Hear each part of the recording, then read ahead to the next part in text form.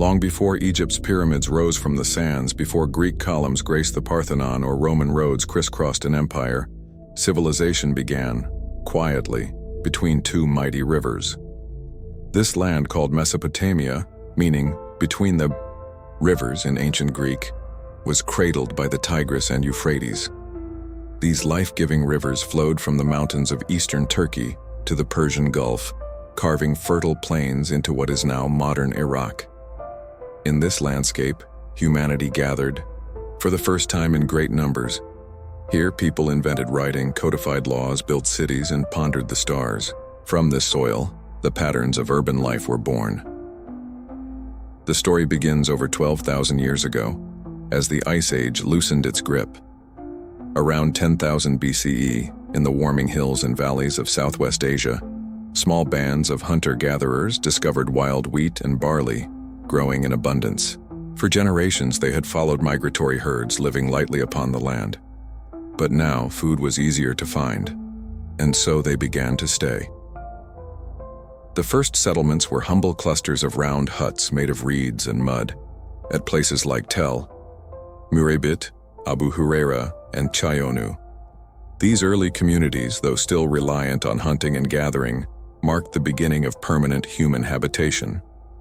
In the Jordan Valley, one of the world's oldest towns emerged, Jericho. Around 9000 BCE, its inhabitants built thick stone walls, the first known example of communal defense, and constructed a mysterious stone tower whose true purpose is still debated today. To the north in Anatolia, at Çatalhöyük, people built their homes so closely that there were no streets. Instead, they climbed into their houses through roof openings, navigating the settlement like ants in a maze. But the true revolution was not in the walls, but in the fields. Over generations, careful observation led to the domestication of wild grains. Traits like larger seeds and non-shattering husks were selected. Slowly, wild grasses became cultivated crops, wheat and barley. And where humans once chased herds, they now raised them. Fierce wild cattle, aurochs, along with sheep, goats, and pigs were gradually domesticated.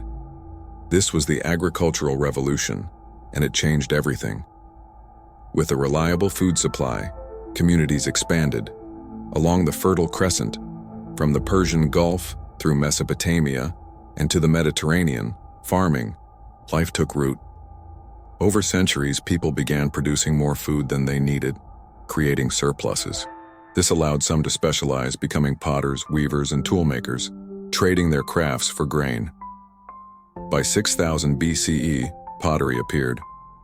Firing clay created vessels that were strong, lightweight, and watertight, transforming how food and water were stored. But agriculture in southern Mesopotamia presented a new challenge: little rainfall. Farmers learned to harness the seasonal floods of the Tigris and Euphrates, digging channels to irrigate fields. Thus began irrigated agriculture, the foundation of civilization in the south. By 5000 BCE, villages on the southern alluvial plain grew larger. Places like Eridu and Uruk started as simple farming communities, but over time they became something new: cities. Irrigation required cooperation on a large scale. Building and maintaining canals demanded planning, labor, and leadership. Out of this grew hierarchical societies, led by priests and chieftains. Food surpluses needed management, and the uncertainties of farming, floods, droughts, plagues, gave rise to gods and temples. Early shrines evolved into complex temple centers. Around 4000 BCE, some towns had dedicated buildings where priests performed rituals to ensure good harvests. Temples became both religious and economic hubs, collecting grain, distributing resources, and coordinating work. As society stratified, power concentrated. Those who controlled food held authority. Those who interpreted the god's will held influence. The equality of nomadic bands faded, replaced by elites and laborers, rulers and ruled. Around 7000 BCE, people discovered copper, first used for beads and ornaments. By 6000 BCE, it was being shaped into tools. Then, 1,000 years later, they combined copper with tin to create a far stronger metal, bronze. The Bronze Age had begun, trade exploded. Obsidian from Anatolia, lapis lazuli from Afghanistan, and seashells from the Persian Gulf traveled great distances. Trade, writing, and organized religion all advanced together. By the late 4th millennium BCE, a stunning innovation emerged. 2. Managed temple goods. Officials used clay tokens to represent items. Eventually, they began pressing symbols into clay tablets, a system that evolved into writing. These early pictographs, symbols for sheep, grain, beer, gave way to phonetic signs, birthing cuneiform, the world's first writing system. By 3500 BCE, Mesopotamia had all the hallmarks of civilization: dense cities, specialized labor, monumental architecture, organized religion, and written records. Nowhere was this more evident than in Uruk, the crown jewel of Sumer. Sprawling across 250 hectares and possibly home to over 50,000 people, Uruk boasted towering, defensive walls, bustling markets, and administrative buildings. At its center rose the White Temple, a dazzling sanctuary atop a massive platform. Its gleaming walls, visible for miles, symbolized the city's spiritual heart and engineering might. This was a proto-ziggurat, the forerunner of Mesopotamia's iconic stepped temples. Other cities soon followed: Eridu, ancient and sacred; Lagash, known for its justice; Kish, Nippur, and Umma, each with its own patron deity, rulers, and identity. These were true city-states, not just large villages. They had artisans, merchants, metalworkers, and priests. They had laws, hierarchies, and bureaucracies. Monumental temples became architectural masterpieces, massive, multi-room structures atop elevated platforms. At Ur, a temple stood on a platform over 11 meters tall, built with more than 720,000 baked bricks. Such feats required organization, labor, and above all, leadership. Early governance was likely shared, councils of elders or assemblies. But temple priests, managing resources and performing vital rituals, gained prominence. In times of conflict or disaster, temporary military leaders emerged, called lugal, meaning big man. Some of these leaders consolidated power, becoming kings. Over time, priest-kings ruled these cities, claiming divine favor and serving as mediators between heaven and earth. Thus began the age of kings, empires, and written history.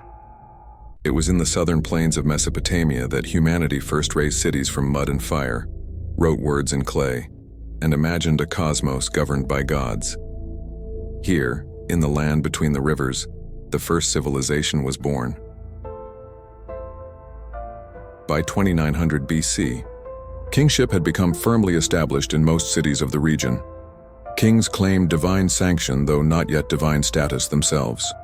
Royal tombs from this period display extraordinary wealth: gold vessels, elaborate jewelry, musical instruments, and the skeletons of retainers apparently sacrificed to accompany their ruler into the afterlife. Religious beliefs permeated every aspect of life in these early city-states.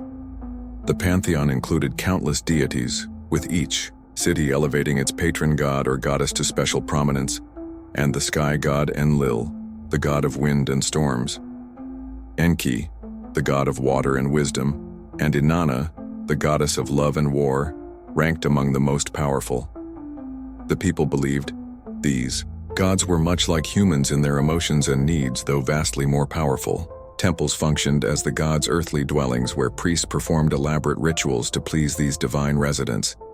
Daily offerings of food, drink, and incense sustained the deities, who might otherwise unleash flood, famine, or invasion upon neglectful worshippers.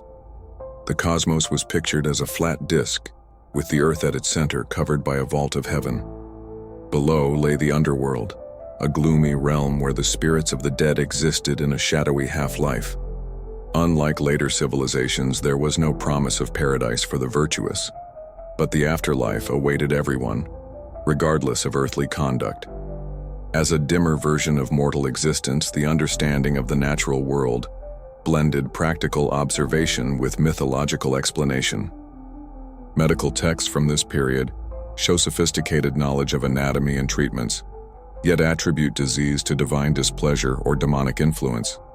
Similarly, advanced astronomy tracks celestial movements for agricultural and religious calendars, while interpreting unusual cosmic events as divine omens.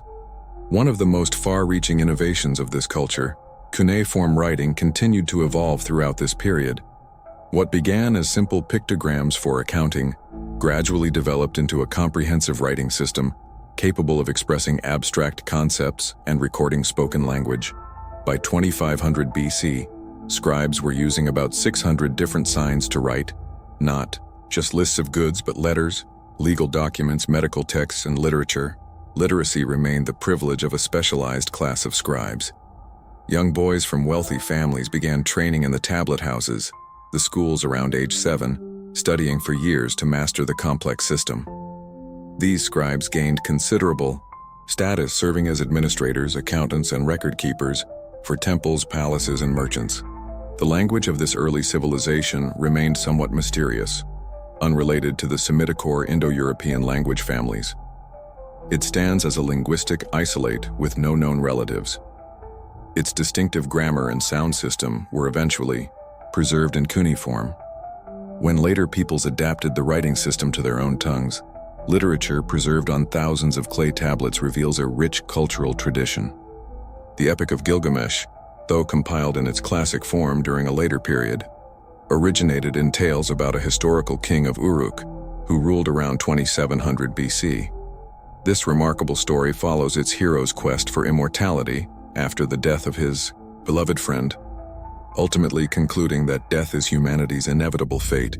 Other important works include creation myths, explaining how the gods fashioned humans from clay to be their servants, hymns praising deities and kings and wisdom, literature offering practical and moral advice. One poignant text, Man and His God, wrestles with the problem of undeserved suffering. Resembling in some ways the later biblical book of Job, this civilization also created the world's oldest known law codes.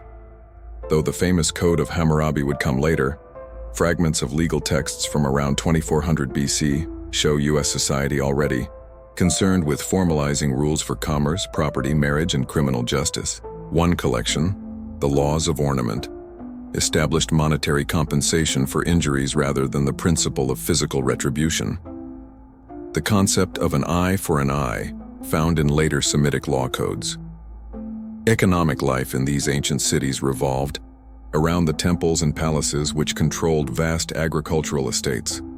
Temples employed thousands of workers to farm their lands, tend livestock, and produce textiles. These institutions developed sophisticated accounting systems, tracking income, expenditures, loans, and interest payments. Private commerce also flourished. Merchant families conducted trade expeditions to distant lands, exchanging grain, textiles, and manufactured goods for timber, metals, and luxury items. By the middle of the 3rd millennium BC, trade networks extended to the Indus Valley Civilization in what is now Pakistan to the highlands of Iran and Afghanistan, to Anatolia, and down the Persian Gulf. Technological innovation accelerated during this period. The potter's wheel, appearing around 3500 BC, revolutionized ceramic production. Wheeled vehicles, first evidenced around 3200 BC, transformed transportation. Bronze metallurgy advanced significantly, producing stronger tools and weapons. Mathematical knowledge grew more sophisticated, developing a sexagesimal number system based on units of 60, whose legacy survives in our 60-minute hours and 360-degree circles. While the urban revolution transformed society, most people remained farmers living in the countryside or in the shadow of city walls. Their agricultural techniques became increasingly sophisticated. They developed specialized plows, irrigation systems with regulatory gates and levees, and methods for combating the increasing salinization of over-irrigated fields. The social hierarchy grew more complex as cities expanded. At the top stood kings, priests, and nobles. Below them ranked the professionals, scribes, merchants, and master craftsmen. The bulk of the urban population consisted of ordinary craft workers, laborers, and servants. At the bottom stood slaves, though slavery was not as pervasive as in some later civilizations, and often represented a temporary status caused by debt or wartime capture. Women in this society held more rights than in many later civilizations. They could own property, operate businesses, and even serve as scribes or priestesses. Though the highest religious and political offices remained male domains, marriage was arranged by families, typically with a bride price paid to the woman's parents. Divorce was possible for both partners, under certain circumstances, though men had greater freedom in this regard. The city-states of this region existed in a near-constant state of competition and conflict. Disputes over water rights, boundary lines, and trade routes frequently escalated into warfare. Around 2500 BCE, the ruler of whom Lugares again conquered several neighboring cities and briefly unified much of the southern plain. His achievement proved short-lived, however, setting the stage for external conquest by 2334 BC. The political landscape of Mesopotamia stood poised for transformation. The independent city-states had developed sophisticated culture, technology, and social organization, but their internal rivalries left them vulnerable to the north in the region around modern Baghdad. A leader with unprecedented ambition was rising to power, Sargon of Akkad, who would create the world's first true empire. The legacy of this remarkable civilization would live on in the imperial systems that followed, as later peoples adopted and adapted its religious concepts, literary themes, artistic conventions, and scientific knowledge. Even after losing political independence, the cultural influence of Sumer continued to shape Mesopotamian civilization for millennia. To the north of the ancient city-states of Sumer, another culture had been developing in the central plains of Mesopotamia. These peoples spoke a Semitic language rather than the isolated tongue of their southern neighbors. Though influenced by the achievements of the oldest civilization, they maintained their own distinct identity, centered around their main settlement, Akkad. The exact location of Akkad remains unknown to modern archaeologists, but it likely stood somewhere near present-day Baghdad. From this city would emerge a figure whose ambitions would transform the political landscape of the ancient world. Sargon, whose name means the true king in his native language. The origins of Sargon are shrouded in legend. According to his own inscriptions, he was born to humble beginnings, the son of a gardener or date palm cultivator. A later tradition claimed he was a foundling set adrift in a red basket on the Euphrates River. Much like the biblical Moses would later be portrayed, whatever his true background, Sargon began his career as a cupbearer to the king of Kish, an important northern city-state. From this modest position at court, Sargon demonstrated remarkable political and military skills. Around 2334 BC, he seized power in Kish through circumstances now lost to history. Having established this initial base of power, he turned his attention southward toward the wealthy cities of the southern plain, dwellers of Jesse, the ruler from who had briefly united many southern cities under his control, became Sargon's chief rival. The clash represented more than a mere power struggle between ambitious leaders. It was a confrontation between two different models of state organization. Lugares Hijazi sought to maintain the traditional city-state system with himself as paramount ruler, while Sargon envisioned something revolutionary, a unified territorial state under direct central control. In a series of military campaigns, Sargon defeated Lugansk, GCC, and the allied forces of the southern cities. One inscription claims he washed his weapons in the sea, suggesting his armies reached the Persian Gulf. The victorious northern ruler then instituted a radical new approach to governance. Instead of allowing conquered cities to maintain their autonomy under local dynasties who paid tribute, he removed their rulers and installed loyal officials, often members of his own family, as governors. This administrative innovation marked the birth of the world's first true empire, a multi-ethnic state with centralized authority extending over a vast territory. At its height, this empire stretched from the Persian Gulf to the Mediterranean Sea, encompassing not only Mesopotamia, but parts of modern-day Syria, Turkey, and Iran. to bind this diverse realm together. Sargon implemented several unifying strategies. He established his native tongue as the official imperial language for administration. He standardized weights and measures to facilitate trade and taxation throughout the empire. Perhaps most importantly, he created a standing professional army, reportedly numbering 5,400 men who eat bread daily before him. This military force, loyal to the ruler rather than to local cities or leaders, provided the coercive power necessary to maintain imperial control. The empire's economic foundations rested on agricultural surplus, extracted as taxes, control of vital trade routes, and the wealth of conquered cities. Trade expanded dramatically under imperial security, with caravans and ships carrying goods across unprecedented distances. Merchants from the empire ventured as far as the Indus Valley in modern Pakistan and into Central Asia in search of precious materials like lapis lazuli, carnelian, and tin for the common people. This imperial system brought both benefits and burdens.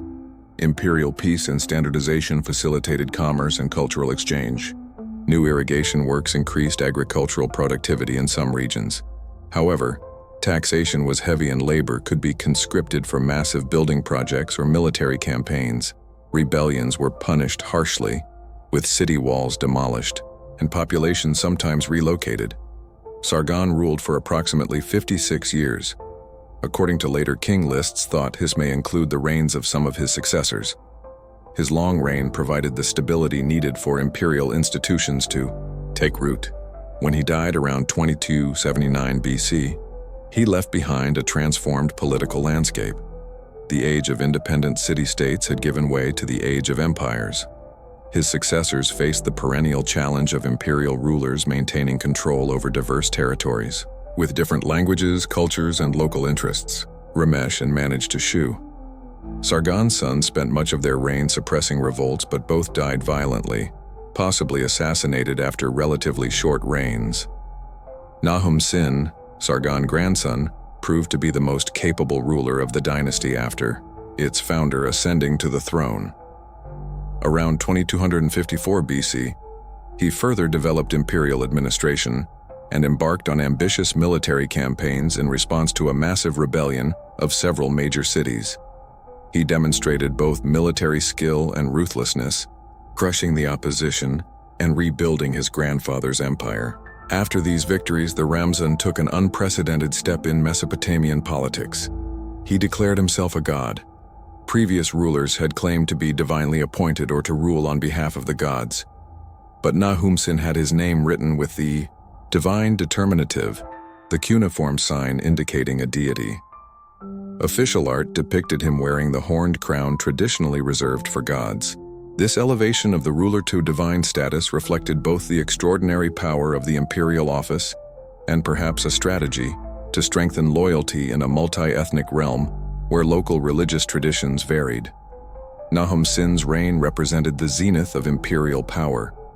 His famous victory stele, discovered at Susa in modern Iran, depicts him as a heroic figure, physically larger than his soldiers and trampling defeated enemies. The artistic conventions established during this period, showing the ruler is superhuman in scale and achievements, would influence royal iconography throughout the ancient Near East for centuries to come.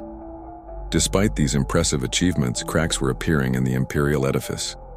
Maintaining control over such vast territories with ancient transportation and communication technology proved increasingly difficult. Provincial governors, often members of the royal family, developed their own power bases. The costs of constant military campaigns to suppress rebellions strained the economy. External pressure also intensified during this period. Inscriptions from Durham Sin's reign mentioned conflicts with mountain people, called the Guti, who raided from the Zagros Mountains to the east from the northwest. The power of Ebola in Syria presented another challenge to imperial control. After Nahum King's death around 2218 BC, his son Shah Kalikari inherited these mounting problems, though a capable ruler who maintained imperial power for a time. The centrifugal forces pulling at the empire proved too strong. Provincial areas broke away. External enemies pressed in and economic troubles deepened. A later text dramatically describes these troubled times. Who was king, who was not king, suggesting a period of disputed succession and fragmented authority. This time of confusion lasted until approximately 2154 BC, when the last nominal ruler of the dynasty was overthrown, bringing the empire to its end. Traditional Mesopotamian historical thought attributed this collapse to divine punishment for Nahum, Sin's pride, and his sack of the holy city of Nepal. Modern historians identify more concrete factors: the ecological strain of intensive agriculture, the administrative challenge of controlling vast territories, economic difficulties, and the constant pressure of surrounding peoples. After the fall of the empire, various successor states emerged across the region in the southern cities. Local rulers reasserted their independence in the north. The Gaudi mountain people from the Zagros range established control over parts of the former imperial heartland. The cultural impact of this first empire outlasted its political structures.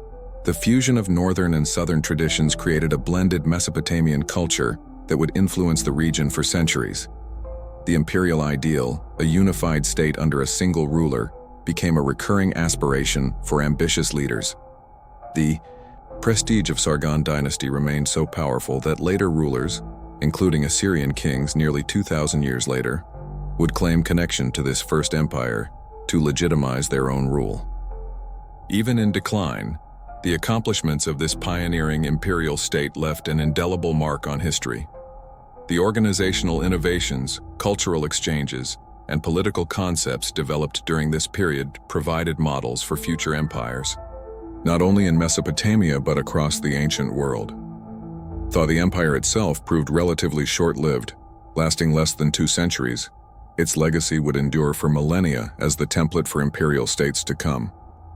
Following the collapse of the world's first empire, a period of fragmentation ensued across the lands between the rivers. The mountain dwellings booty seized control of northern territories, while southern city-states regained independence under local leaders. This interlude of disunity lasted for nearly a century. The Gaudi, described in contemporary texts as the dragon of the mountains and a people who know no inhibitions, maintained loose control over the north, but never established sophisticated administrative structures. Their rule, characterized by raids and tribute collection rather than governance, grew increasingly unpopular among the settled populations under their dominion. Meanwhile, in the south, a remarkable cultural renaissance began taking shape, freed from northern control. Yet drawing on the integrated traditions developed during the previous era, the ancient cities experienced a creative rebirth. Scholars call this phase the Neo-Sumerian period, marking the revitalization of older cultural forms within new political structures. Among these resurgent southern centers, the city of Lagash achieved particular prominence under a ruler named Gudea. Though never attempting to build a large territorial state, Gudea presided over a flourishing of arts, architecture, and religious expression. Dozens of statues depicting this pious leader have survived, showing him in poses of devotion with hands clasped in prayer, made from hard diorite stone imported from distant lands. These sculptures demonstrate both artistic sophistication and extensive trade connections. Inscriptions left by Gudea describe elaborate temple construction projects and religious devotion. One text recounts a dream in which the god Ninjutsu instructed him to rebuild a temple, complete with detailed divine specification lines.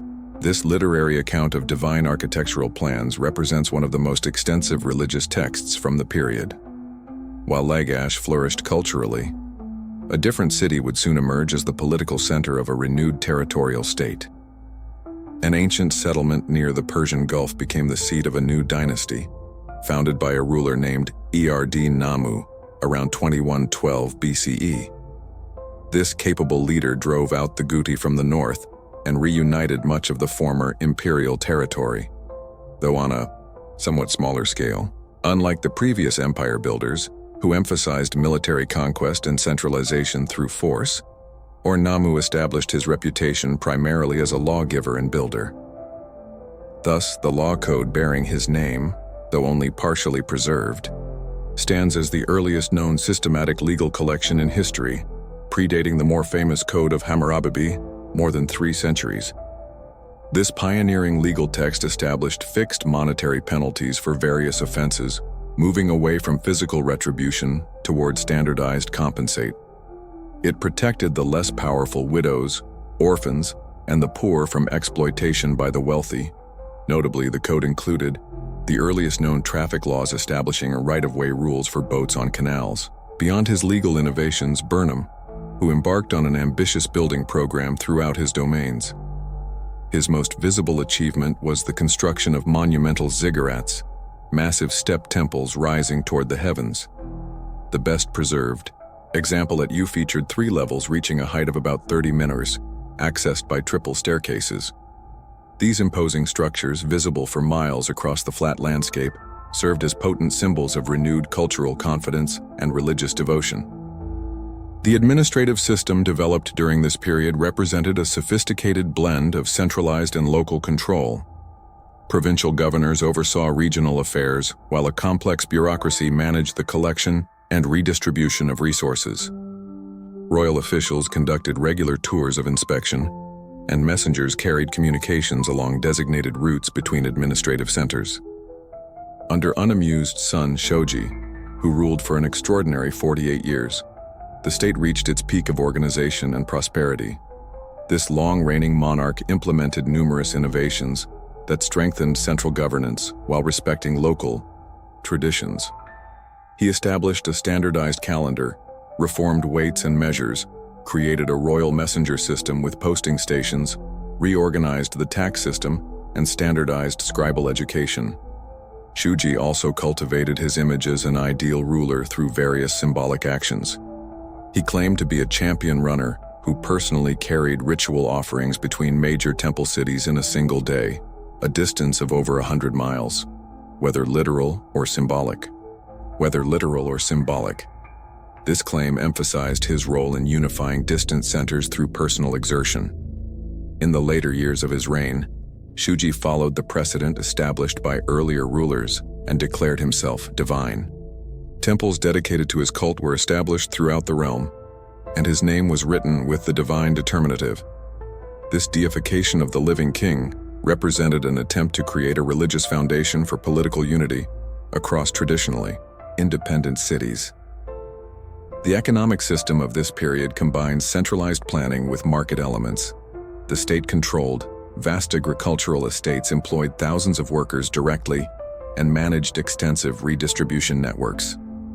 Textile workshops housed hundreds of female workers, producing goods for both domestic consumption and export. Simultaneously, private merchants conducted independent trade ventures, thought typically under royal oversight.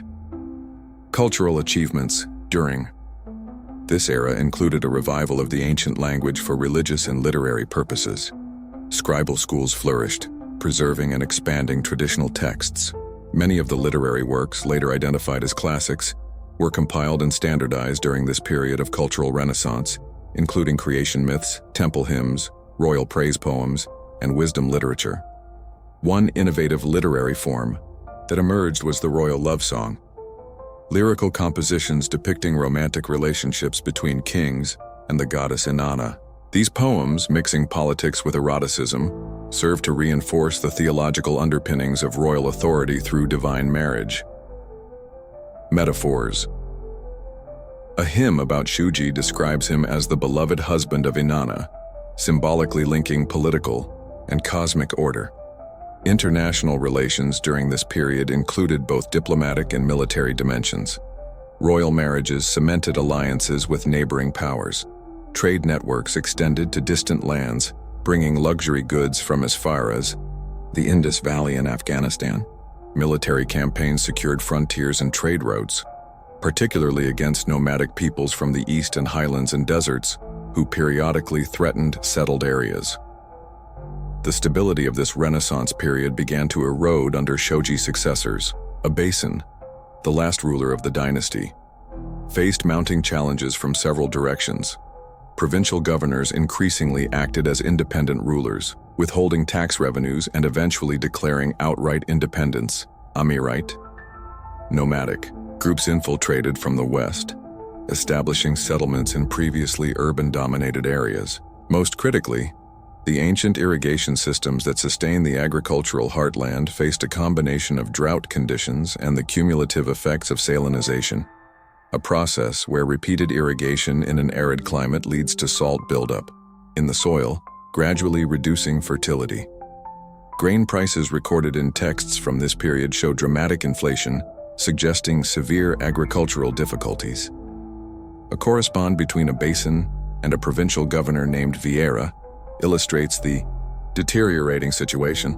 The governor reports being unable to deliver grain shipments due to threats from enemies, likely both external nomadic groups and internal rebellious elements.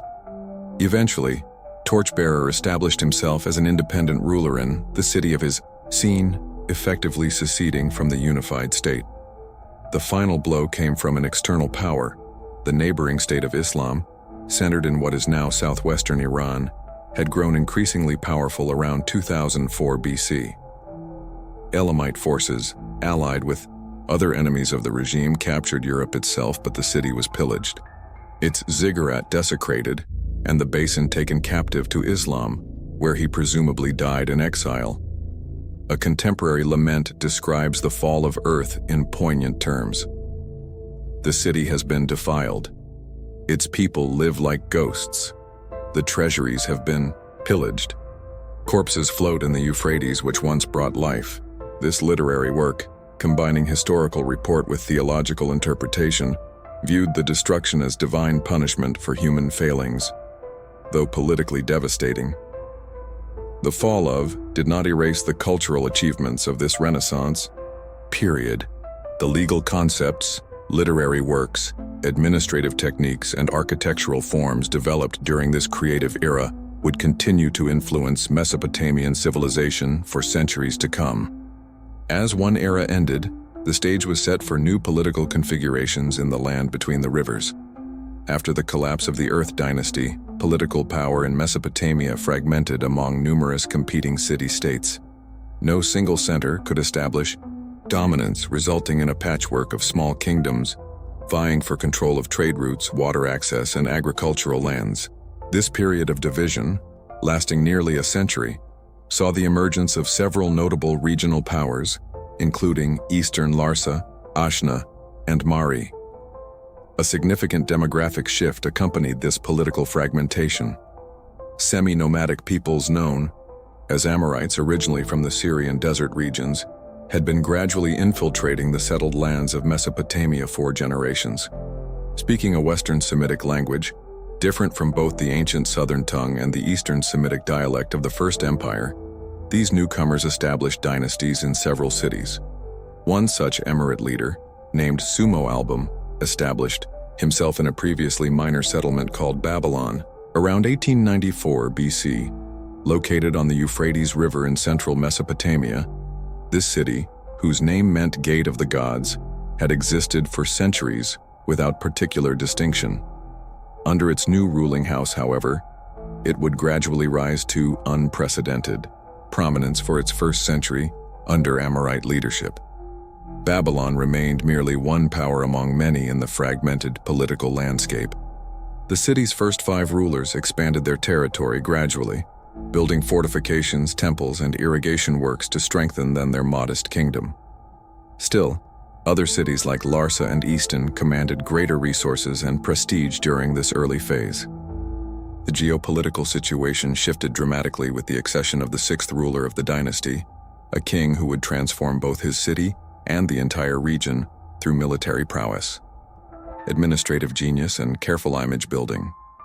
Taking the throne around 1792 BC, this monarch Hammurabi would rule for 43 years and establish Babylon as the dominant center of Mesopotamian civilization. Early in his reign, Hammurabi focused on internal development, strengthening Babylon's infrastructure and economic foundations. Irrigation canals were extended, temples renovated, and city walls reinforced. The young ruler carefully cultivated relationships, with neighboring powers sometimes acting as mediator in their disputes while avoiding direct confrontation until his position was secure. Around the middle of his reign, having consolidated his base, Hammurabi embarked on a series of military campaigns that systematically eliminated rival centers of power. first targeting southern cities like Uruk and Hissin. He gradually extended his control throughout the region. Each conquest was followed by careful integration of the defeated territory into his growing kingdom. One by one, the other major powers fell to Babylonian forces. Larsa, which had controlled much of the South Asian honor in the Diyala region, Mari on the Middle Euphrates, and finally Ashur, the northern trading center that would later give rise to the Assyrian Empire. By the end of this campaign, Hammurabi had united virtually all of Mesopotamia under a single rule for the first time since the collapse of the First Empire, 5 centuries earlier. Unlike earlier conquerors who emphasized the revolutionary nature of their rule, Hammurabi presented himself as a conservative restorer of ancient traditions. His royal inscriptions describe him as the king who made the 4 quarters of the world obedient, but also as a shepherd appointed by the gods to bring justice to the land. This emphasis on justice found its most famous expression in the set of laws compiled under his authority. The Code of Hammurabi, inscribed on a 2.2 tall stone stele, crowned with an image of the king receiving authority from the sun god Shamash, contained 282 legal provisions covering virtually every aspect of society. This monument, discovered by modern archaeologists in 1901, stands as one of the most complete legal collections from the ancient world. The laws themselves reveal a complex society with clearly defined social classes. Different penalties applied, depending on whether the parties involved were aristocrats, commoners, or slaves. Principles like an eye for an eye applied when both parties were of equal status, but monetary compensation was prescribed when a higher status person injured someone of lower rank. Despite this class-based approach, the code repeatedly emphasized protection for the vulnerable to prevent the strong from oppressing, the weak to provide justice for the orphan and widow. The collection addressed everything from property disputes and inheritance to marriage and divorce, from professional standards for doctors and builders to agricultural contracts and commercial regulations. While often portrayed as a lawgiver, in both ancient and modern accounts, Hammurabi was equally active as an administrator and economic manager. His government maintained detailed records of agricultural production, labor allocation, and resource distribution. Royal officials supervised irrigation systems, allocated state lands, set prices for basic commodities, and regulated trade. Hundreds of surviving letters dictated by the king himself reveal his hands-on approach to governance. He personally addressed complaints from distant provinces, investigated charges of corruption among local officials, and micromanaged religious ceremonies and building projects. This combination of grand strategy and administrative detail characterized his leadership style in religious matters. Hammurabi elevated Babylon's patron deity, Marduk, from local status to a position of prominence in the regional pantheon, while continuing to honor traditional gods like Enlil, Shamash, and Ishtar. Royal propaganda increasingly presented Marduk as the king of the gods, mirroring Babylon's new political supremacy. The king also positioned himself as divinely chosen, though stopping short of the outright self-deprecation attempted by some earlier rulers.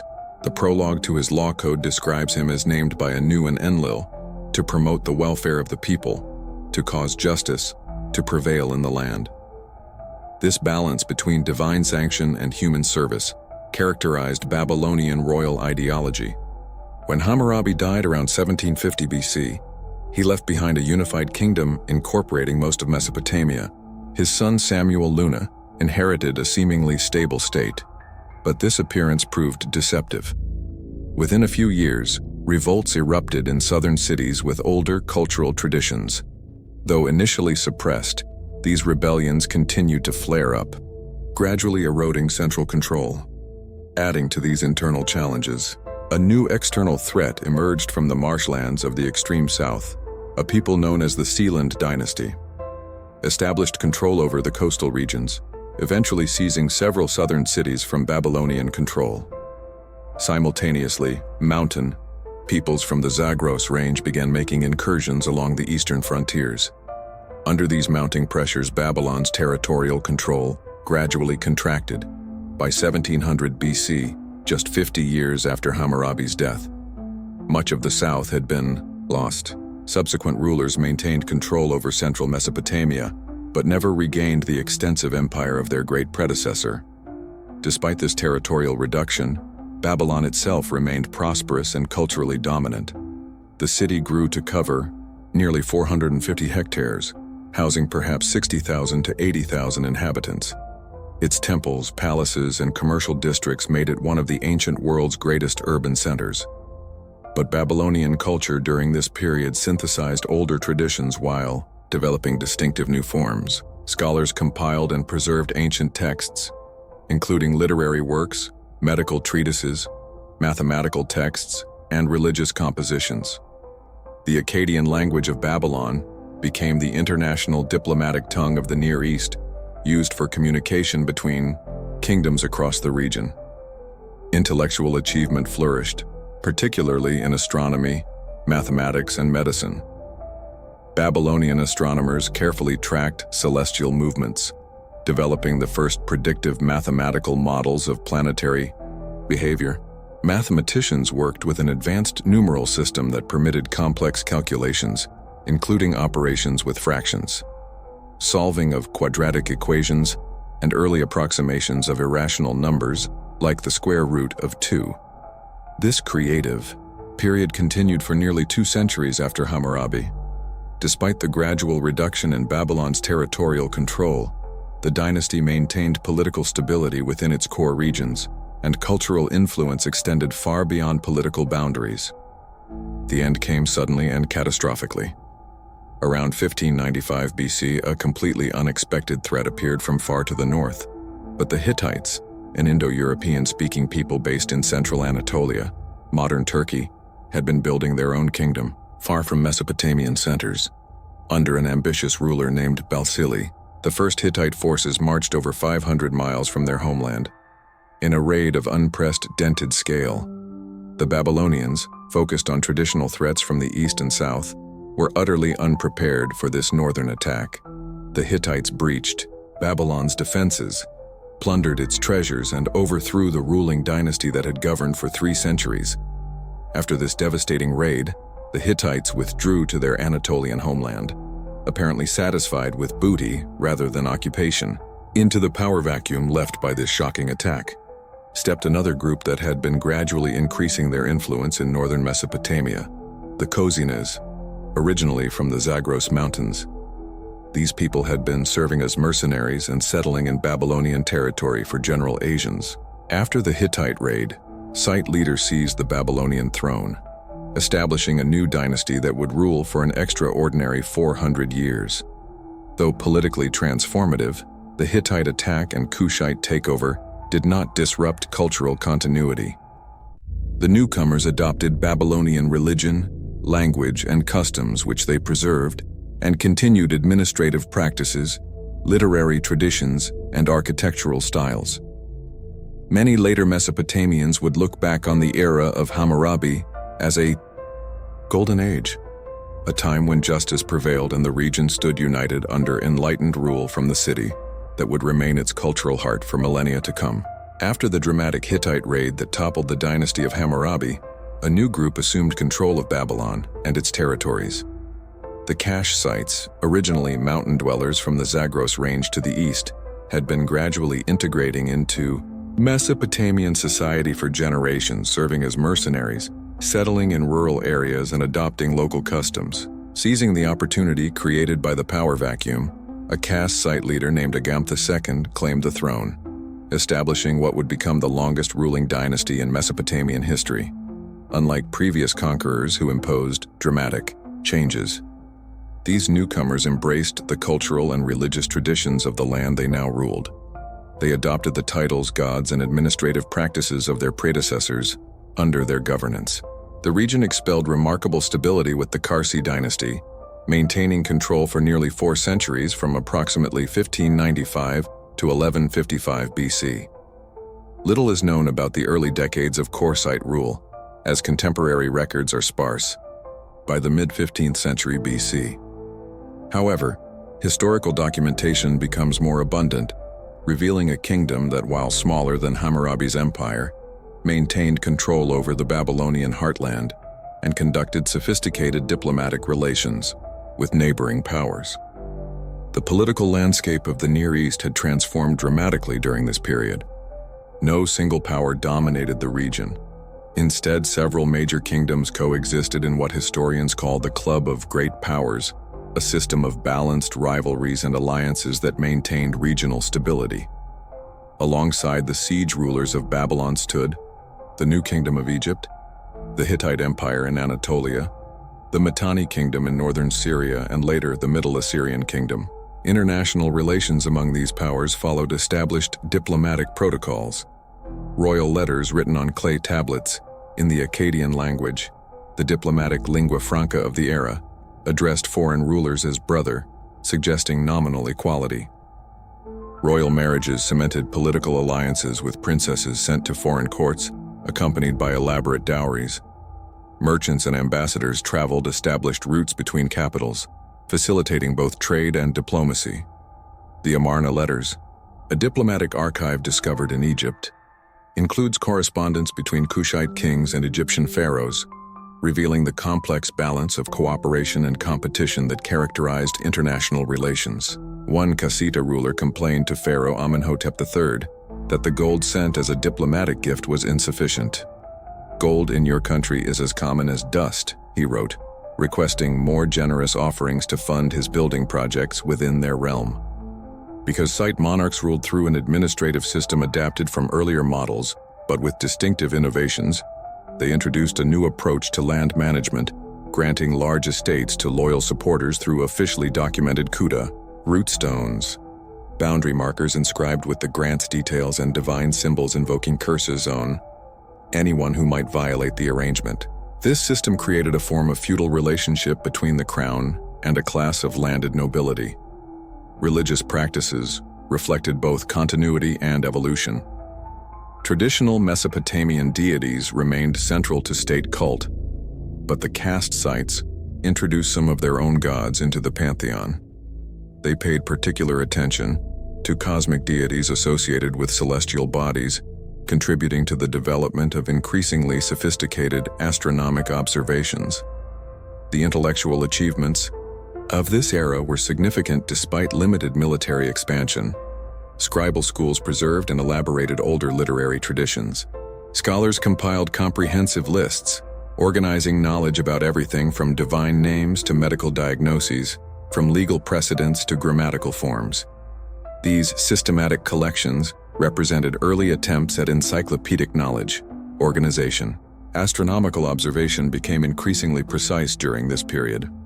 Court astrologers tracked planetary movements to identify omens relevant to royal decisions. These observations, initially driven by divinatory purposes, accumulated into data sets that would eventually enable mathematical prediction of celestial events. The zodiacal system, dividing the ecliptic into 12 segments named for constellations, began taking recognizable form during this era. Medical texts from the period reveal a dual approach to healing, combining empirical treatments, herbal remedies, surgical procedures, and dietary recommendations with spiritual interventions, addressing divine or demonic causes of illness. Diagnostic manuals linked observed symptoms to prognoses and appropriate treatments, showing sophisticated clinical observation. Despite limited understanding of internal physiology, artistic traditions displayed technical mastery within established conventions. The distinctive calcite style and cylinder seals featured precisely carved figures with elaborate detail. Monumental art continued earlier traditions while incorporating subtle new elements from various cultural influences. Glass production reached new levels of sophistication, with colorful vessels created for luxury markets. Babylon itself flourished as the administrative and cultural center of the kingdom, though smaller than during its imperial height. Under Hammurabi, the city remained a magnificent urban center with impressive temples, bustling markets, and diverse neighborhoods. The caste sites renovated the Great Temple of Marduk, repeatedly maintaining Babylon's status as a preeminent religious center.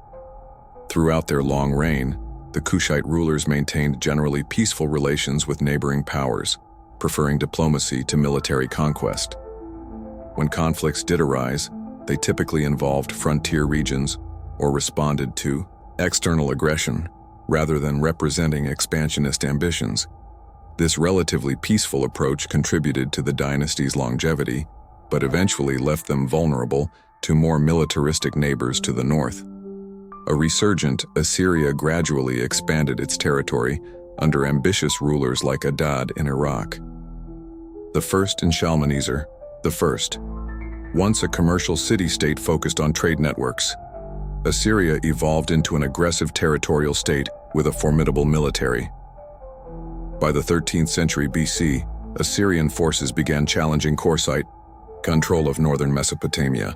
The balance system of great powers began unraveling around 1200 BC, when a series of dramatic upheavals transformed the Near Eastern landscape.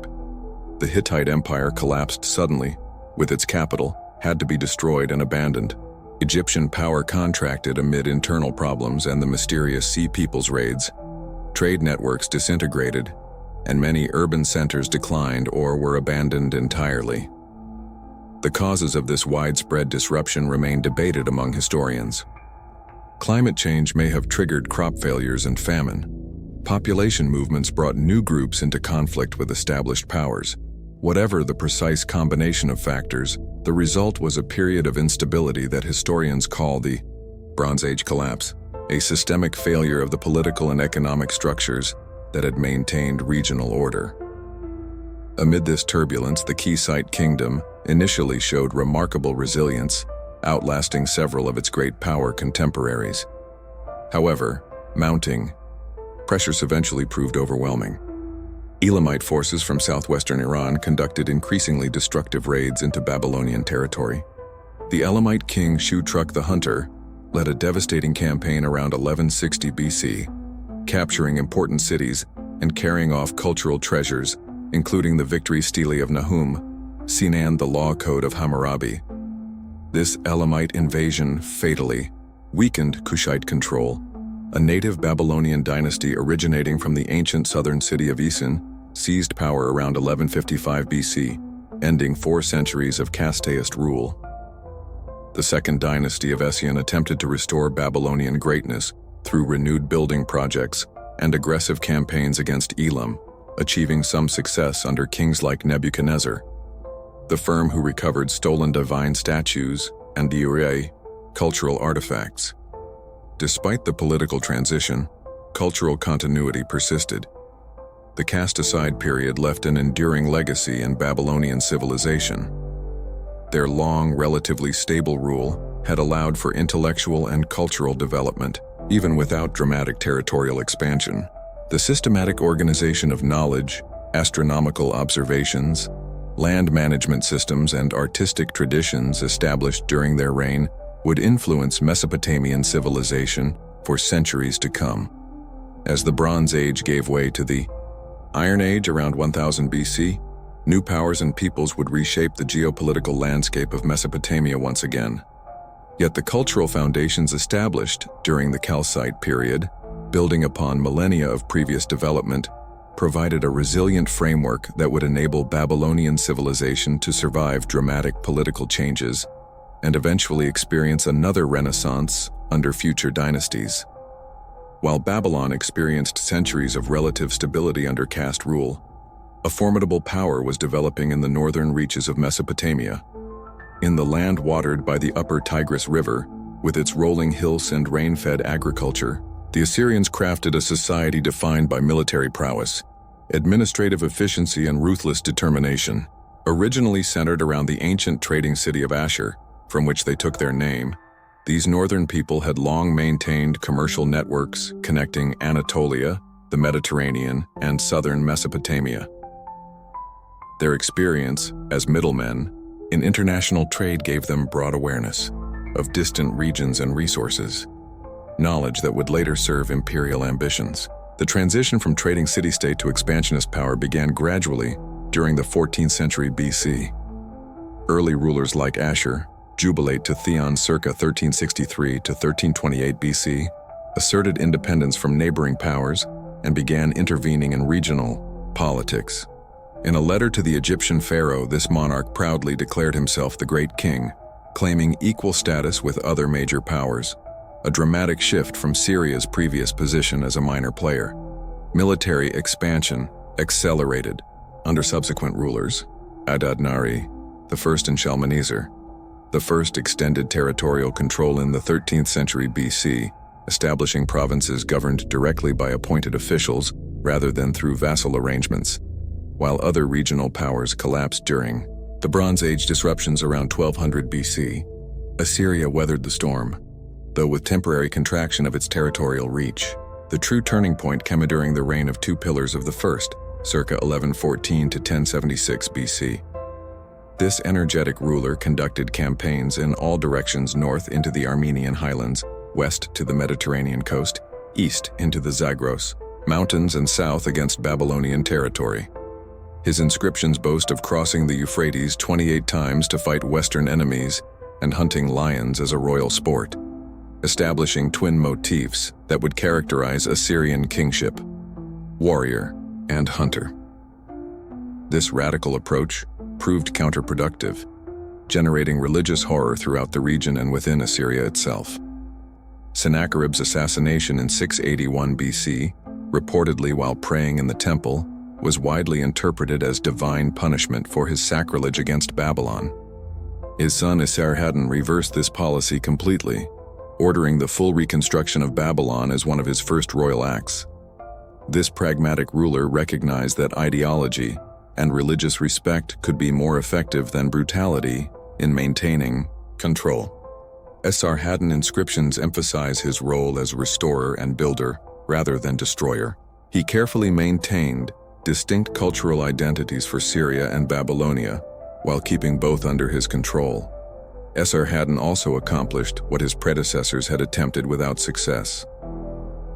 The conquest of Egypt in 671 BC, Assyrian forces captured Memphis, ancient capital of Lower Egypt, and established control over the Nile Delta region.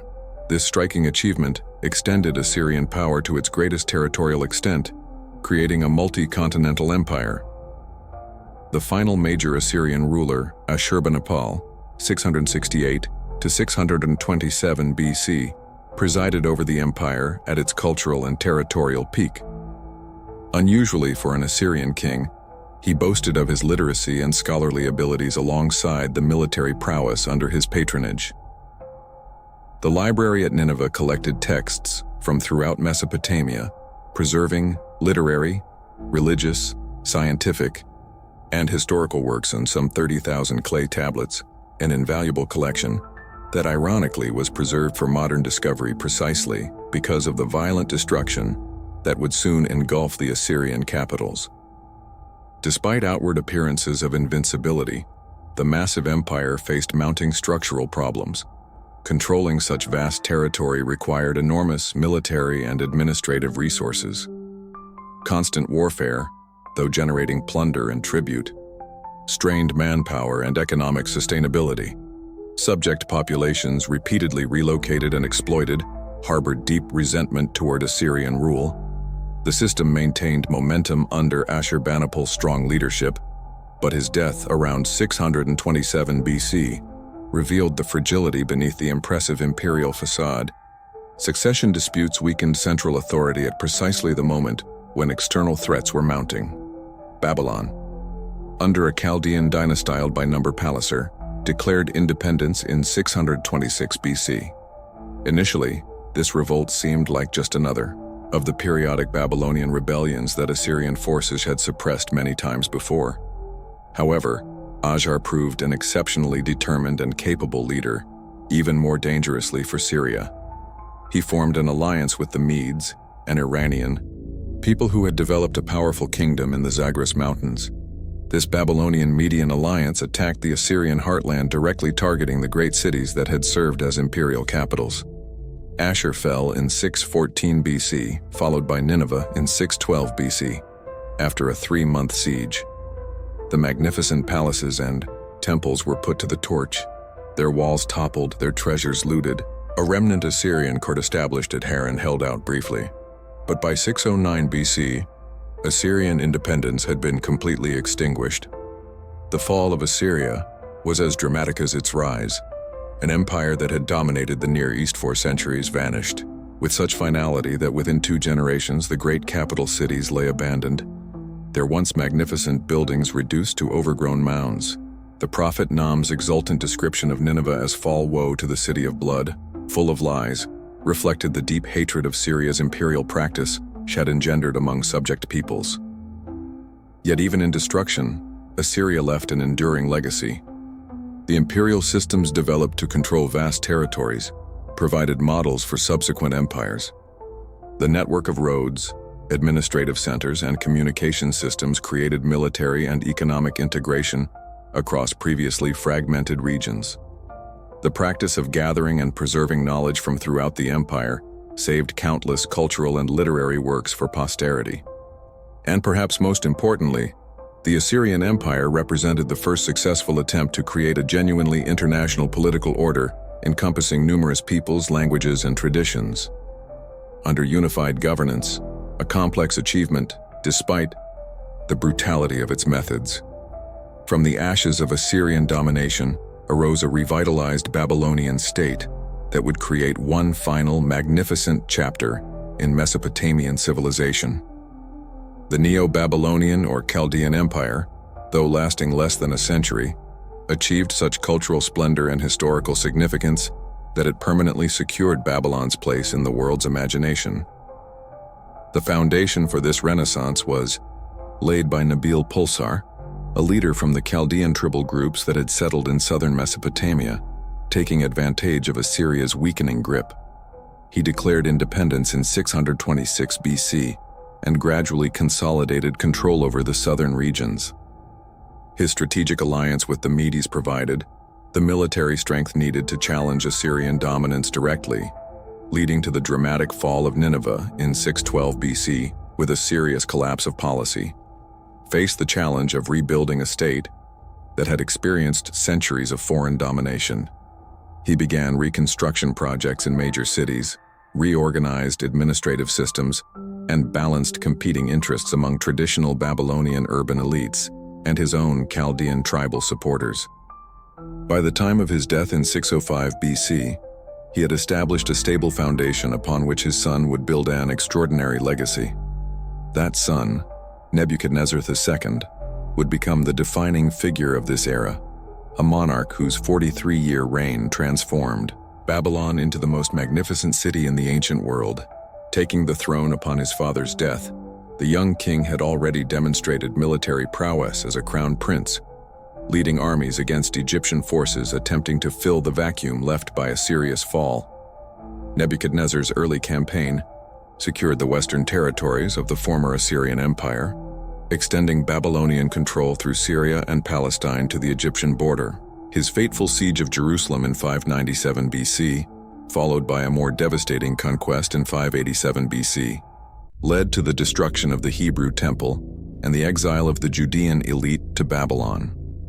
A pivotal event in Jewish history, described poignantly in biblical texts and remembered in the famous lines by the rivers of Babylon. There we sat down and wept when we remembered Zion, having secured his borders through decisive military action. Nebuchadnezzar turned his primary attention to internal development and monumental construction projects, the wealth flowing into imperial coffers from tribute, trade, and agriculture funded an ambitious building program that would transform Babylon into a wonder of the ancient world. The city was already ancient, with a history stretching back nearly 2 millennia, but Nebuchadnezzar reimagined it on an unprecedented scale. Massive new walls, reportedly so thick that a 4-horse chariot could turn around on that top, encircled an urban expanse of more than 850 hectares. A network of canals and quays managed water flow from the Euphrates, which ran through the heart of the city. Wide processional ways, paved with limestone and decorated with glazed brick reliefs of lions, dragons, and bulls, connected the major religious and administrative centers. Most spectacular of all was the temple complex dedicated to Marduk, Babylon's patron deity. At its heart stood the ziggurat at a monkey rising in 7 colored tiers to a height of over 90 metres, the likely inspiration for the biblical Tower of Babel. Beside it stood as the main temple housing the golden statue of Marduk and treasures accumulated from conquered regions. The royal palace complex matched the temples in grandeur. Multiple courtyards, audience halls, and administrative buildings formed a city within the city. Here, according to Greek tradition, Nebuchadnezzar built the famous hanging gardens, irrigated terraces filled with exotic plants and trees, supposedly to comfort his Median wife, who missed the greenery of her mountainous homeland. While archaeological evidence for these gardens remains elusive, the very fact that they became one of the 7 wonders of the ancient world demonstrates Babylon's powerful grip on the imagination of subsequent civilizations. The annual New Year's festival, Akitu, represented the pinnacle of Babylonian religious and political theater during this 11-day celebration. The creation epic Enuma Elish was recited, recounting Marduk's victory over primordial chaos, an establishment of cosmic order. The king played a central ritual role, symbolically subordinating his earthly authority to divine power in a dramatic ceremony. The high priest would strike the king's face and force him to kneel before Marduk, statue a ritual humiliation, demonstrating that even the most powerful earthly ruler served at divine pleasure. Beyond the capital, Nebuchadnezzar undertook extensive infrastructure projects throughout his realm. Irrigation systems were expanded and renovated, increasing agricultural productivity. Temples in ancient religious centers like in spas were restored.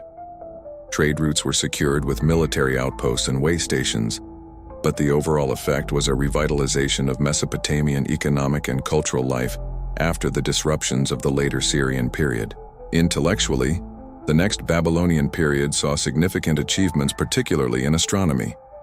Court scholars. Refined observational techniques developed over previous centuries, creating increasingly accurate methods for predicting celestial events. The motivation remained primarily religious understanding, divine intentions through celestial omens, but the mathematical sophistication involved laid foundations for later scientific astronomy. Literary culture flourished as well, with scribal schools maintaining ancient texts while creating new compositions.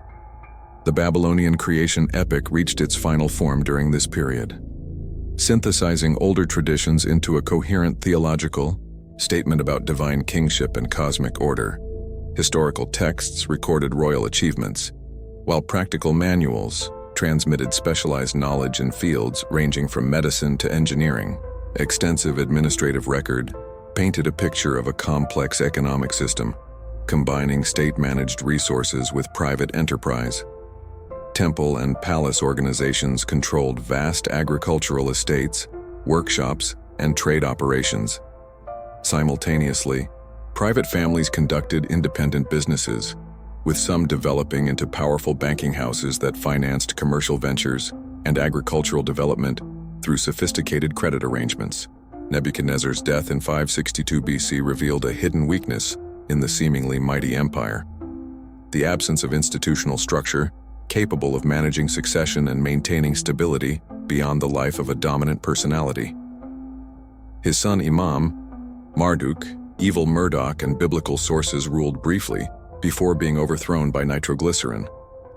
A military officer who had married into the royal family after narrowly Saa's short reign, his young son was quickly deposed in favor of Nabonidus, whose relationship to the royal family remains unclear. This unusual figure would become the last native ruler of independent Babylon, presiding over its final years with policies that generated increasing internal opposition. Nabonidus showed particular devotion to Sin, the moon god, elevating this deity status in ways that disturbed the powerful priests of Marduk, who had enjoyed premier status under previous rulers. Even more controversially, the knight spent 10 years of his 17-year reign in the Arabian oasis of Tamar, leaving his son Belshazzar as regent in Babylon. The reasons for this extraordinary absence from the capital remain debated. Perhaps commercial interests, religious motivations, or health concerns played roles. Whatever the explanation, this unprecedented arrangement weakened central authority and alienated key constituencies within Babylonian society. The priests of Marduk, aristocratic families, and urban elites grew increasingly dissatisfied with what they viewed as religious deviation and neglect of traditional ceremonies. Meanwhile, A new power was rising beyond the empire's eastern borders. The Persians, led by Cyrus II, later called the Great, had been consolidating control over the Iranian plateau, overthrowing their former Median overlords and creating a formidable new kingdom. In 539 BC, Persian forces approached Babylon after defeating outlying garrisons. The biblical account of the city's fall, featuring the famous writing on the wall, interpreted by the prophet Daniel, suggests a night of feasting and revelry interrupted by enemy intrusion. Archaeological and contemporary Persian sources tell a different story. Babylon surrendered with minimal resistance, and Cyrus entered the city as a respectful liberator rather than a destructive conqueror. His famous cylinder inscription, discovered by modern archaeologists, portrays him as chosen by Marduk to restore proper worship and just governance after Nabonidus' alleged neglect. Whether through divine will or political calculation, this relatively peaceful transition preserved Babylon's physical splendor while ending its political independence. The Neo-Babylonian Empire became a wealthy province within the even larger Persian Empire, which would establish new paradigms for multicultural governance.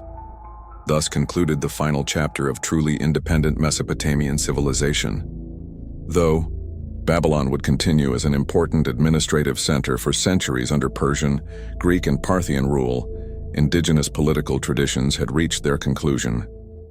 The legacy of this brief but brilliant Neo-Babylonian Renaissance would endure, however, not only in archaeological remains but in cultural memory, from biblical narratives of exile and prophetic visions to Greek historical accounts from the wonders of the ancient world to the symbolic power of Babylon in art and literature across millennia. The year 539 BC marked a pivotal transition in Mesopotamian history. After 3 millennia of indigenous rule punctuated by occasional outside invasions, the region between the rivers would now become part of a vast multicultural empire centered outside its traditional boundaries. This transformation began not with violent destruction, but with a remarkably peaceful transfer of power that preserved Babylon's physical grandeur while forever altering its political status. The agent of this historic change was Cyrus II of Persia, later called the Great, ruler whose origins had seemed far from promising for world historical impact. The Persians had long existed as a collection of semi-nomadic tribes in the southern Zagros Mountains, an Iranian plateau subordinate to more powerful neighbors, under the leadership of Cyrus's ancestors. The Achaemenid clan had established a small kingdom centered on Yuan Shan in southwestern Iran. Nominally subject to Median overlordship, Cyrus. His rise to power began with his overthrow of the Median Empire around 550 BC, according to the Greek historian Herodotus. Cyrus had been raised in secrecy after his maternal grandfather, the Median king, stages a dream that his grandson would usurp him. Despite attempts to eliminate the threat, the young man survived to fulfill the prophecy, overthrowing his grandfather and claiming the Median territories. With stunning rapidity, Cyrus transformed this initial success into a campaign of unprecedented conquest. Within a single decade, he gained control over most of Western Asia, incorporating the wealthy kingdom of Lydian Anatolia, the Greek cities of the Ionian coast, and various regions of the Iranian plateau. His military achievements combined innovative tactics with strategic flexibility, but perhaps his most distinctive characteristic was his approach to conquered peoples. Unlike earlier conquerors who imposed their cultural and religious practices while suppressing local traditions, Cyrus developed a revolutionary policy of cultural and religious tolerance. Conquered peoples retained their customs, local administrative systems, and religious practices. Persian imperial strategy focused on ensuring loyalty and tribute flow, while otherwise minimizing disruption to local societies. As this formidable new power expanded westward, the last Neo-Babylonian king, Nabonidus, found himself increasingly isolated politically and militarily. Having spent a decade in the Arabian oasis of Tamar for reasons that remained debated, Nabonidus had returned to Babylon to find his religious policies and governing approach sharply criticized by influential groups within the society. His particular devotion to sin, the moon god, had alienated the powerful priesthood of Marduk, traditionally Babylon's patron deity. His apparent neglect of certain religious festivals, particularly the crucial New Year's celebration, generated theological concerns about cosmic order. Meanwhile, various conquered peoples within the Babylonian realm harbored resentments over restrictive policies, creating potential allies for any invader, promising more tolerant rule. As Persian forces approached Babylonian territory in 539 BC, they encountered a deeply divided society. Some frontier garrisons resisted while others quickly surrendered. Nabonidus gathered troops to meet the threat, but the expected decisive battle never materialized. Instead, Persian forces under the command of Cyrus General Akbari conducted a brilliant maneuver diverting river waters to lower the Euphrates enough for troops to enter Babylon beneath its massive walls. The other night, as Chronicle, a contemporary Babylonian text, describes the city's fall in remarkably undramatic terms in the month of 3-2, when Cyrus attacked the army of Akkad in office on the Tigris. The inhabitants of Akkad revolted, but he massacred the confused inhabitants. The 14th day spa was seized without battle. Nabonidus fled. The 16th day Luk-Baru, governor of Godum and the army of Cyrus, entered Babylon without battle. Afterward, Nabonidus was arrested in Babylon. When he returned, this account, with its emphasis on without battle, contrasts sharply with the catastrophic destructions that had ended many previous massive Babylonian regimes. The famous biblical account in the book of Daniel, featuring the disembodied handwriting mysterious words on the palace wall during Belshazzar's feast, adds dramatic elements, but similarly emphasizes the city's fall without significant resistance. Cyrus himself arrived in Babylon shortly after its capture and implemented policies that would define Persian imperial governance for centuries. Rather than positioning himself as a foreign conqueror, he claimed the traditional Babylonian royal titles and portrayed himself as the legitimate successor to the ancient throne chosen by Marduk to restore proper religious observance and just rule. After Nabonidus' alleged failures, the Cyrus cylinder, a clay barrel inscribed with the official Persian version of these events, represents one of history's earliest declarations of human rights policies. In this remarkable document, Cyrus describes his peaceful entry into Babylon, his concern for the city's well-being, and most significantly, his policy of allowing displaced peoples to return to their homelands and rebuild their religious institutions. This last policy had particular significance for the Jewish community. The biblical books of Ezra and Chronicles record that Cyrus issued a decree specifically allowing the Jewish exiles in Babylon to return to Jerusalem and rebuild their temple, with expenses paid from the royal treasury, while only a portion of the exiles chose to return. This policy established Cyrus as a divinely appointed liberator in Jewish tradition, with the prophet Isaiah even referring to him as God's anointed one, Messiah to Babylon itself. The Persian conquest marked the beginning of a new status, no longer an imperial capital, but a wealthy provincial center within a far larger political entity. The city retained its splendor, religious importance, and economic vitality. Its administrative systems and scribal traditions continued, now serving Persian imperial needs. Many Babylonian elites found places within the new imperial administration, applying their skills and service to their new overlords.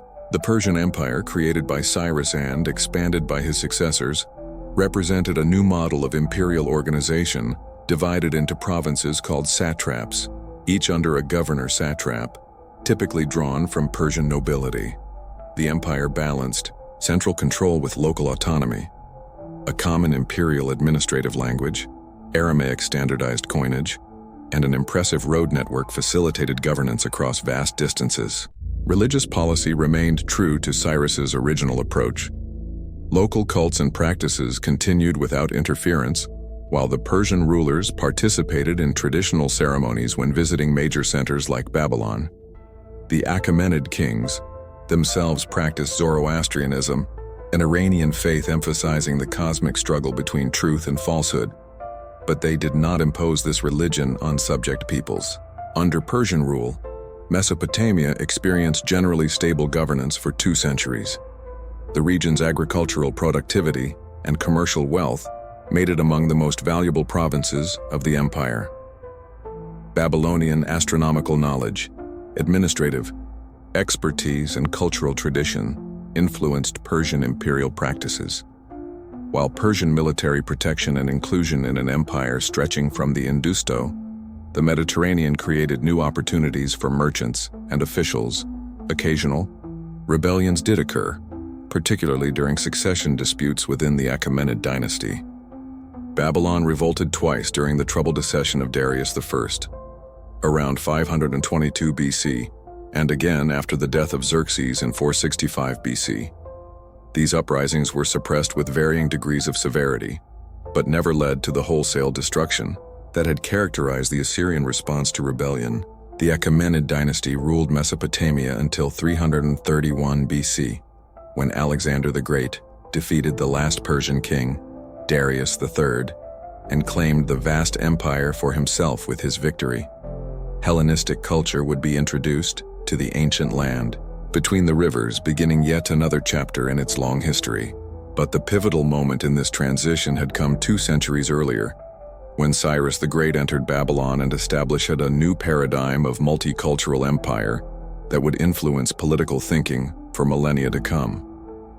The Persian conquest marked the definitive end of truly independent Mesopotamian political systems, but paradoxically ensured the preservation and transmission of Mesopotamian cultural achievements by incorporating, rather than destroying, local traditions.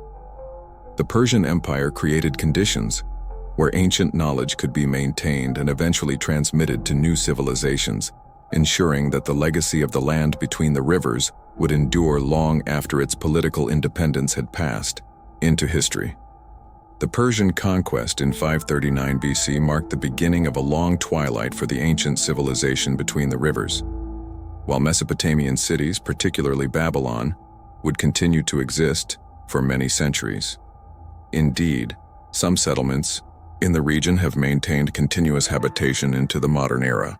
The distinctive cultural tradition that had developed over 3 millennia underwent a gradual transformation under successive waves of foreign rule. The Persian period, ranging 539 and 331 BC, treated Mesopotamian traditions with considerable respect. Achaemenid kings participated in traditional Babylonian religious ceremonies when visiting the city, maintained the ancient temples, and incorporated local elites into their administrative systems. But Babylonian astronomical knowledge, with its sophisticated mathematical foundations, influenced Persian understanding of the cosmos. Cultural continuity remained strong during these 2 centuries, even as political independence had been lost. A more dramatic shift began with the arrival of Alexander the Great, who defeated the Persian forces under Darius III in 331 BC. After this victory, the Macedonian conqueror entered Babylon in triumph, receiving an enthusiastic welcome from a population perhaps hoping for liberation from Persian rule. Alexander apparently appreciated the city's historical importance. He planned to make Babylon the capital of his new Eastern Empire and began ambitious restoration projects for its temples and palaces. However, Alexander's premature death in 323 BC in the palace of Nebuchadnezzar in Babylon itself triggered a prolonged power struggle among his generals. This conflict eventually resulted in Mesopotamia falling under the control of Seleucus, who established what historians call the Seleucid Empire, a vast realm stretching from the Mediterranean to Central Asia. Rather than ruling from Babylon, Seleucus founded a new capital, Seleucia on the Tigris, about 90 kilometers north of the ancient city. This new Greek-style polis, with its grid-planned streets, theaters, gymnasiums, and administrative centers, represented a deliberate attempt to implant Hellenistic culture in the heart of the ancient land. Many residents of Babylon gradually relocated to the new city, drawn by economic opportunities and tax incentives, beginning a slow decline in the ancient capital's population and importance under Seleucid rule. A complex cultural fusion began developing. Greek became the administrative language, and Greek architectural styles, artistic conventions, and religious practices were introduced throughout the region. Simultaneously, traditional Mesopotamian temples continued operating, Cuneiform writing persisted for religious and astronomical texts, and ancient literary works was still copied and studied in specialized scribal centers. This Greco-Mesopotamian synthesis is particularly evident in intellectual developments of the period. Babylonian astronomical traditions, with their emphasis on mathematical prediction of celestial movements, influenced Greek theoretical models of the cosmos. Simultaneously, Greek philosophical approaches affected how Babylonian scholars interpreted their ancient traditions. Process. A Babylonian priest composed a Greek language history of his homeland for Seleucid ruler Antiochus I, translating Mesopotamian traditions into forms comprehensible to a Hellenistic audience. The Hellenistic era in Mesopotamia saw gradual religious transformations as well. Traditional temple cults continued, but with decreasing state support compared to previous eras. Greek deities were sometimes identified, with Mesopotamian counterparts Zeus with Marduk, Apollo with Nabu, Artemis with Ishtar, creating synchronistic worship patterns simultaneously. New religious movements, including Eastern mystery cults, philosophical schools, and astral religions, gained adherents in the cosmopolitan cities of the region. Political control shifted again in the late Seleucid period as the empire weakened through internal dynastic conflicts and external pressures. The Parthians and Iranian people from Central Asia gradually expanded westward, capturing the eastern provinces of the Seleucid realm and eventually taking Mesopotamia itself around 141 BC. Their arrival marked another stage in the region's transformation. The Parthian period represented a partial return to Eastern cultural patterns after the Hellenistic interlude, while Greek remained an important administrative and cultural language. Aramaic gained increasing prominence, and Iranian cultural elements became more visible in art and royal ideology. The Parthians followed a decentralized governing approach, allowing considerable autonomy to local authorities, including Greek-style city councils and traditional temple administrations. During this era, Babylon continued its slow decline, though still inhabited and maintaining some religious significance. It had been eclipsed by newer urban centers. Seleucia on the Tigris flourished as the region's primary city, with Cadiz often across the river emerging as the Parthian administrative center. Uruk, one of the oldest Mesopotamian cities, maintained surprising vitality, with its main temple complex dedicated to Ishtar, remaining active well into the Parthian period. Culturally, the Parthian era saw the final phases of cuneiform writing, which had been the primary script of Mesopotamia for over 3,000 years. The latest known cuneiform astronomical text dates to AD 75, while the latest precisely dated literary text comes from 35 BCE. This gradual abandonment of the ancient writing system marked a decisive break in cultural continuity. Though many Mesopotamian traditions continued in translated forms or through oral transmission. Religious developments during this period included the spread of Judaism throughout Mesopotamia, with important communities developing in major cities. The Babylonian Jewish community, descended from those who had remained after the Persian-authorized return to Jerusalem, became increasingly influential in Jewish religious thought. The beginnings of what would later develop into the Babylonian Talmud, a massive collection of rabbinic discussions on Jewish law and ethics, took shape during these centuries. The final major imperial transition came when the Sasanian Persians overthrew Parthian rule in AD 224, establishing a more centralized and assertive Iranian state under Sasanian governance, AD 224 to 651 in Mesopotamia. Zoroastrianism received strong state support, occasionally resulting in pressure on other religious communities. Administrative systems became more hierarchical, with increased tax demands and labor obligations placed on the population. Kotes often reached its peak as one of the world's greatest cities during this period, serving as the winter capital of the Sasanian Empire. Its legendary palace, with its enormous vaulted hall, stood as an architectural marvel that would influence Islamic building traditions. Centuries later, other Mesopotamian cities continued functioning, though often at reduced size compared to earlier eras. The cultural landscape during these final centuries of pre-Islamic Mesopotamia was extraordinarily diverse, Mandarins practiced their distinctive baptismal religion in southern marshlands. Manichaean missionaries spread theodualistic faith from Mesopotamian bases.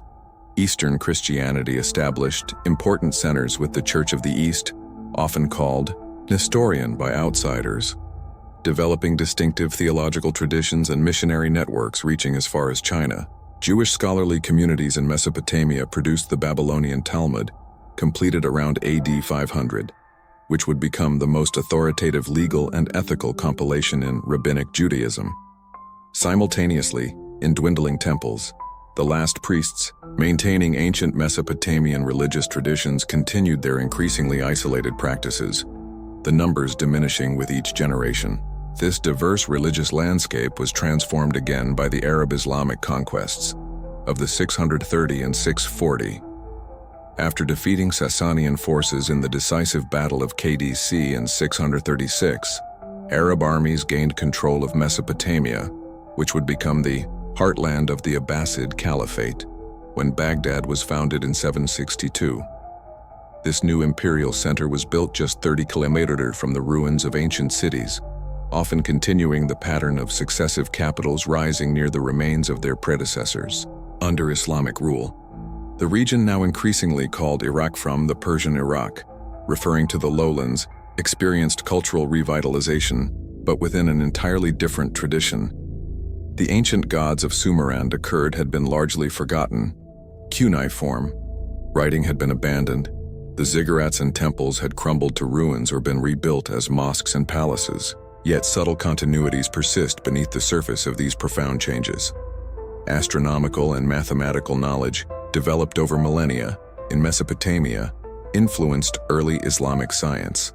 Irrigation techniques refined since Sumerian times continued, sustaining agriculture, administrative practices, and imperial ideologies transmitted through successive empires, informed Islamic governance. Countless folk beliefs, literary motifs, and cultural practices continued in adapted forms. Their ancient origins forgotten, but their influence persistent. The final disappearance of recognizably Mesopotamian cultural traditions is impossible to date precisely.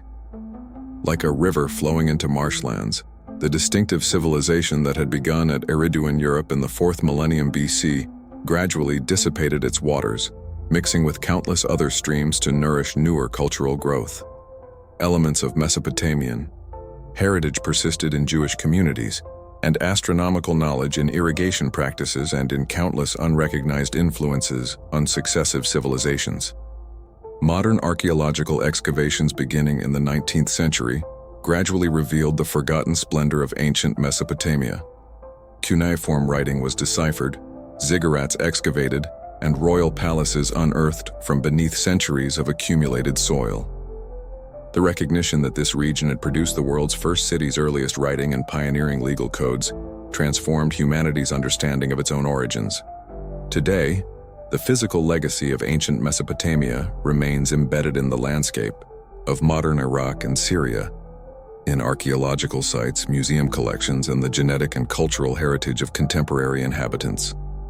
Yet perhaps the most profound legacy lies in foundational concepts that shaped subsequent civilizations: the organization of urban communities, the development of writing for record-keeping and literature, the codification of laws, the practice of mathematics and astronomy, and the creation of complex religious systems seeking to explain humanity's place in the cosmos.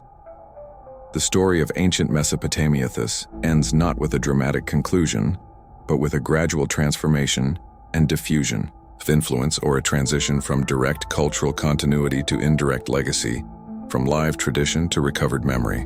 This pattern reflects the fundamental nature of human civilization itself, not discrete chapters with clear beginnings and endings, but an ongoing flow of influence and adaptation, with each generation building upon, modifying, and sometimes rediscovering achievements of those who came before. As our journey through the long history of Mesopotamia draws to a close, we can now step back and contemplate the extraordinary legacy the civilization bestowed upon human development. The achievements that emerged from the land between the rivers continue to influence our world today in ways both obvious and subtle. Recognize and forgotten writing, perhaps the most revolutionary technology in human history, found its first systematic expression in the simple clay tokens and pictographs of Uruk. Around 3400 BC, what began as a practical method for recording agricultural products and commercial transactions gradually evolved into a flexible system capable of expressing abstract thoughts, preserving literary works, codifying laws, and transmitting knowledge across generations. The cuneiform writing developed in Mesopotamia would influence or inspire many subsequent scripts, and the very concept of written communiques would spread from this initial source to transform human societies worldwide. The organization of urban communities with their specialized labor, civic infrastructure, and complex social hierarchies crystallized in the early cities of Sumer. Here, humanity first grappled with problems still familiar today: how to govern dense populations, manage shared resources, regulate economic activities, and maintain social order amid competing interests. The solutions developed in these pioneering urban centers, from municipal councils to written laws, from tax systems to religious institutions, as social anchors established patterns that would be adapted and modified by countless subsequent societies. Mathematics and astronomy, driven initially by practical needs for land measurement, architectural planning, and calendar development, reached sophisticated levels in Mesopotamian scholarly traditions. The sexagesimal system, developed by Sumerian administrators based on units of 60, continues to shape how we measure time and angular geometry even in our digital age. Every time we speak of 60s in a minute or 360 degrees in a circle, we echo calculations made by priests and scribes who observed the stars from Mesopotamian temple platforms. Thousands of years ago, legal concepts fundamental to orderly society found early formal expression in Mesopotamian law codes from ornament to Hammurabi. These collections established principles of justice, procedures for resolving disputes, standards for commercial transactions, and protections for various social classes. While often harsh by modern standards, these codes represented a revolutionary advance: the concept that law should be publicly known, consistently applied, and derived from something beyond the ruler's momentary whim. This principle of established law, rather than arbitrary authority, underlies all modern legal systems.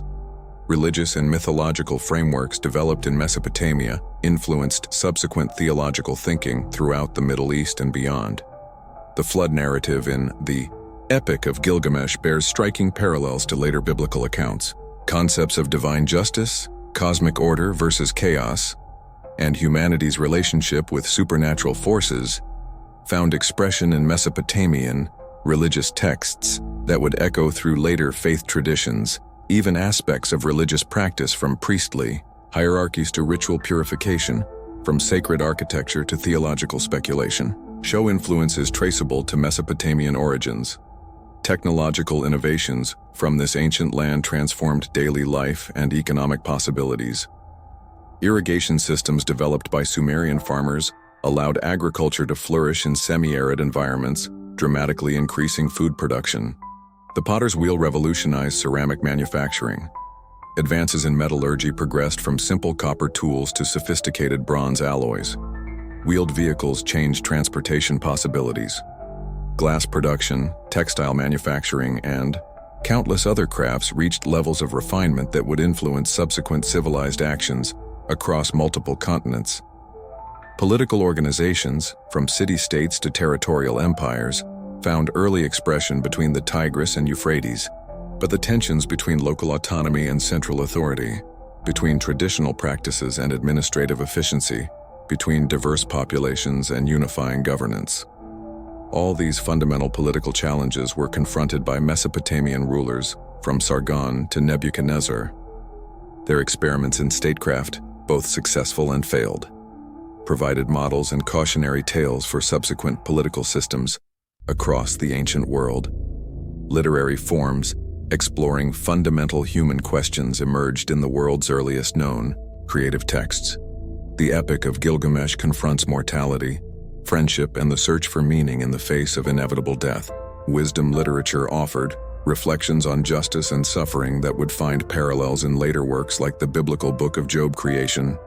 Myths explored humanity's place in the cosmic order, love poetry, royal hymns, proverb collections, and humorous tales all found expression in cuneiform texts, establishing narrative and poetic traditions that would influence subsequent literature. Perhaps most profoundly, Mesopotamia demonstrated humanity's capacity for cumulative cultural achievement, the ability to build upon previous generations' discoveries, to preserve and transmit knowledge, to adapt traditional practices to new circumstances, and to create institutions outlasting individual lifespans.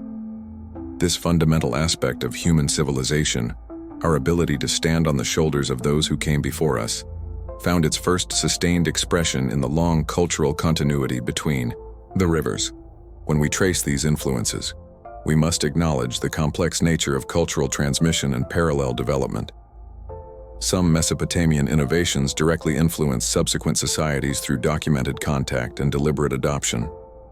Others may represent independent solutions to universal human challenges, with similarities reflecting common problems, rather than direct influence. In many cases, Mesopotamian practices reached later societies through multiple intermediaries transformed through successive cultural translations.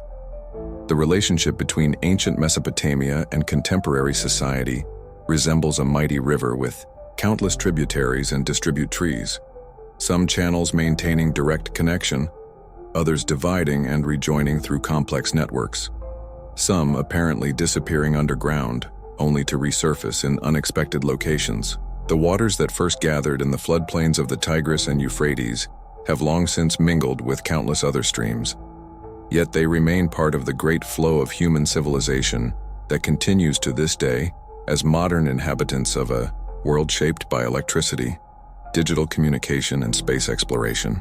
We might easily dismiss these ancient achievements as primitive or irrelevant. Yet the fundamental challenges of human existence, creating sustainable food systems, establishing just societies, understanding our place in the cosmos, expressing our hopes and fears through art, and contemplating our mortality remain as pressing today as they were for the inhabitants of Uruk or Babylon. The story of Mesopotamia reminds us that civilization is not a possession, but a process, not an achievement, but an ongoing project. It began long before any of us were born, and will continue long after we have returned to dust. We are inheritors of traditions, innovations, and wisdom accumulated over thousands of years, with roots reaching back to those first farmers who settled beside the ancient rivers and began humanity's great experiment in creating something larger and more enduring than individual human lives. As we conclude our journey through the story of ancient Mesopotamia, we can appreciate how these distant ancestors, despite the vast gulf of time separating us, grappled with challenges recognizable to our modern sensibilities in their triumphs and failures, their wisdom and blindness, their courage and cruelty. We can recognize reflections of our own humanity, reminding us that thought, the specific forms of civilization, changed dramatically across millennia. The fundamental human experiences of love and fear, wonder and uncertainty, creation and destruction remain remarkably constant. The legacy of Mesopotamia lives on in our minutes and in our written words, in our cities and laws, in our religious concepts and scientific inquiry, and in our continuing effort to find meaning and create beauty in a world that, like the unpredictable floods of the ancient rivers, remains perpetually changing and eternally challenging.